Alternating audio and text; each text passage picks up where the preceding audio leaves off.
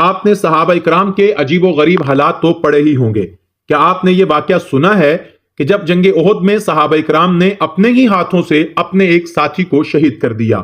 وہ صحابی کون تھے اور واقعہ کیا ہوا؟ حضرت حذیفہ بن یمان جو مشہور صحابی رسول اور رازدار نبوت تھے، ان کے والد حضرت حسن اپنے سر پر خود پہنے ہوئے تھے کہ وہ دشمن کے ساتھ لڑتے لڑتے اچانک صحابہ اکرام کے سامنے آ گئے۔ صحابہ اکرام نے ان کو دشمن کا سپاہی سمجھا اور ان پر حملہ کر دیا۔